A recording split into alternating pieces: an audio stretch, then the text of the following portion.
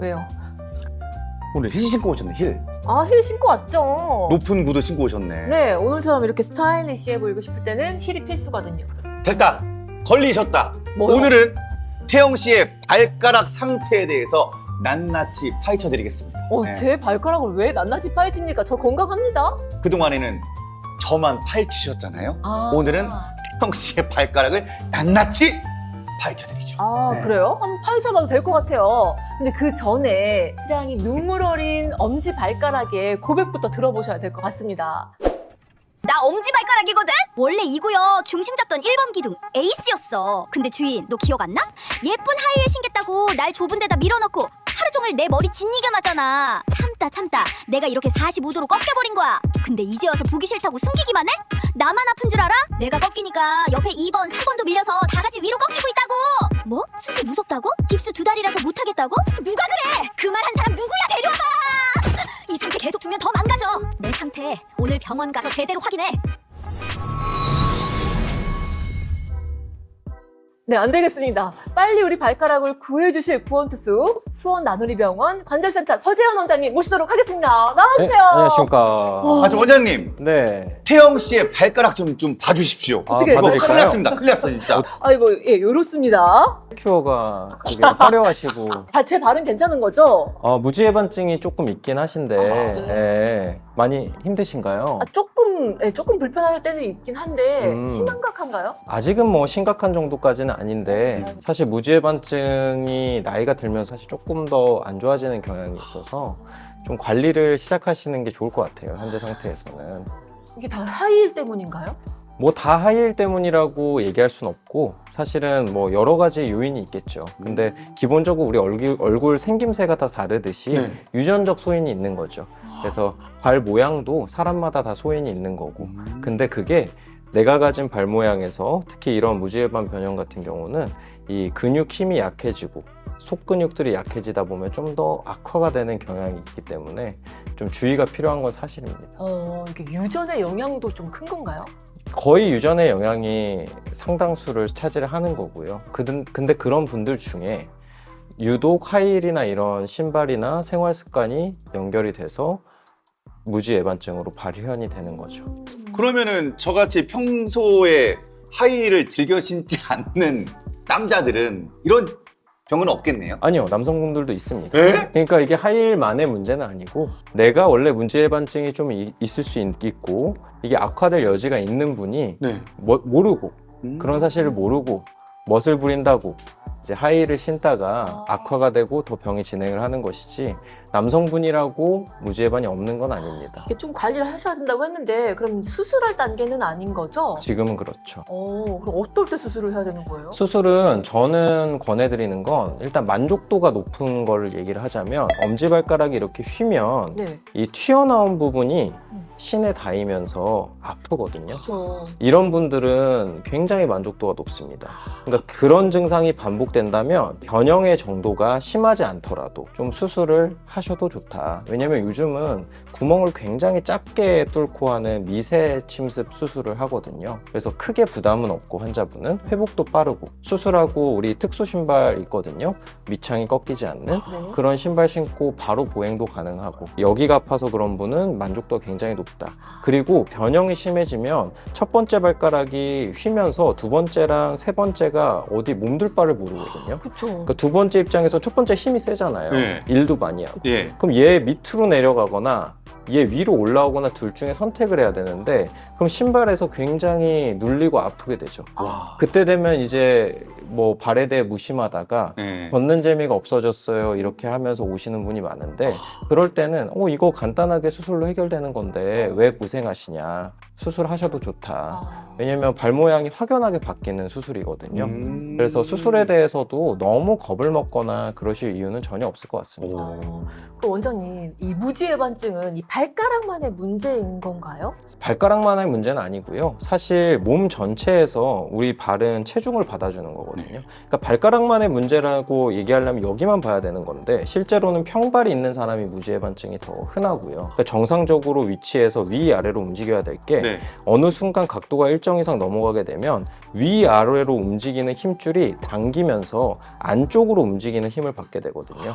그러면 시간이 갈수록 속근육은 그걸 반대로 잡아주는 힘을 하는 근육들인데 그런 것들은 약해지고 주로 쓰는 긴 근육들만 작용하다 보니까 변형은 자꾸 심해지고 그렇게 되는 겁니다. 이 발가락 때문에 무릎과 허리까지 안 좋을 수가 있나요? 그럴 수 있다고 생각합니다. 이게 사실 연구로 많이 밝혀진 내용은 아니에요. 네. 근데 왜냐면은 연구를 주로 하는 사람들, 대학에 있는 사람들은 발만 보거나 무릎만 보거나 이렇단 말이죠. 네. 근데 실제로 여러 관절을 치료하는 의사들은 경험상 무지해반증이 치료되고 환자분들이 얘기를 하시는 거죠. 나 걸음걸이가 너무 좋아졌어.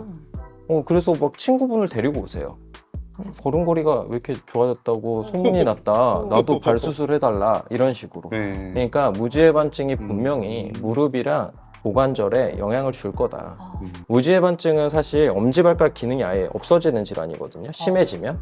그러면 디딜 때 맞아. 엄지발가락이 50% 이상의 힘을 쓰고 탁 치고 나가야 되는데 그 기능이 없어지는 거니까 보행 패턴이 많이 바뀌게 되죠.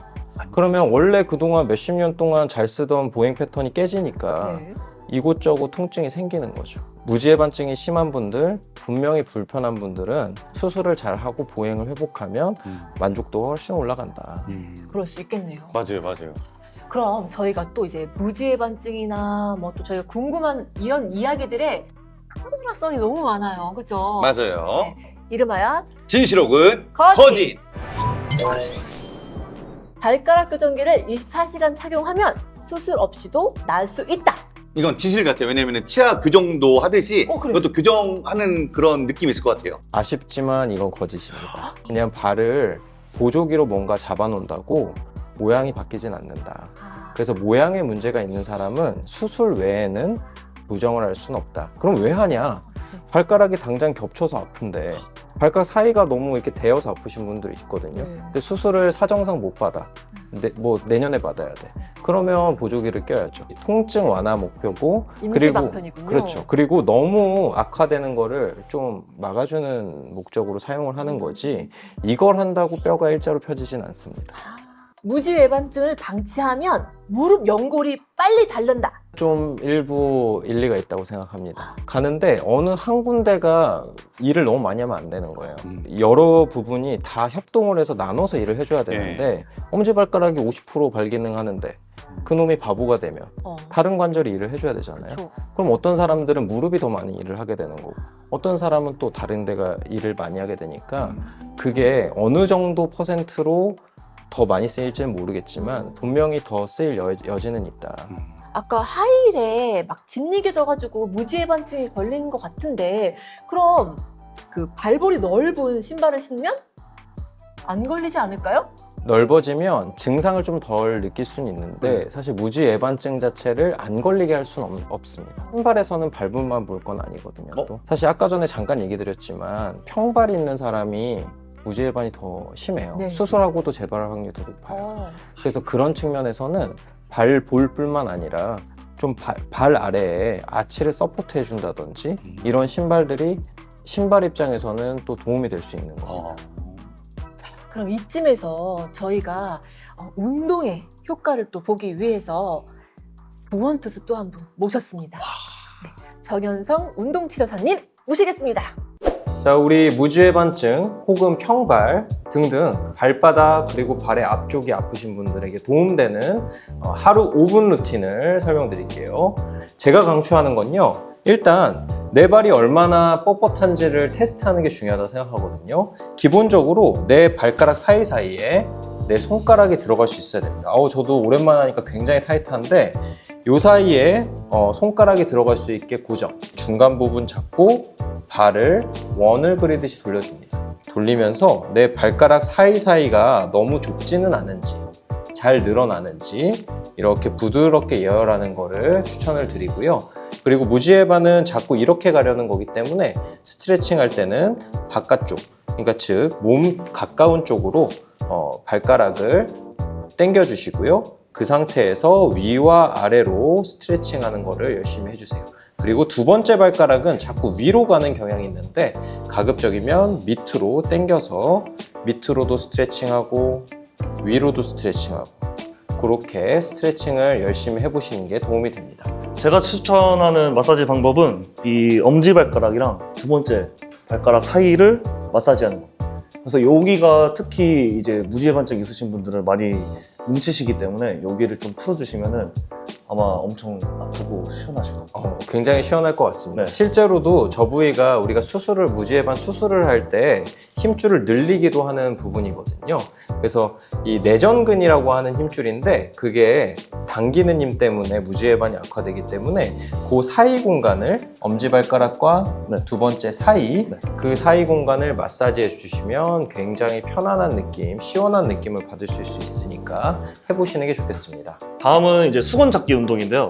그래서 아까 말씀하셨던 발 내재근을 운동하는 방법인데요. 수건을 위에다가 발을 올려놓고 발가락으로 이렇게 꼬집꼬집 해가지고 수건을 이렇게 모아주는 거. 안쪽에 있는 내재근이라는 근육이 있습니다. 근데 평상시에 이걸 쓸 일이 없고 발이 아프신 분들은 내재근들이 굉장히 약해져 있는 상태이기 때문에 이걸 강화하는 게 필요한데요.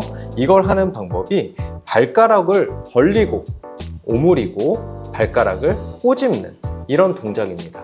근데 수건을 내가 자유자재로 잡고 뭔가 옮기려는 연습을 하다 보면 내재근이 강화가 되기 때문에 이것도 시간 되실 때 하시면 굉장히 좋은 습관이 되겠습니다.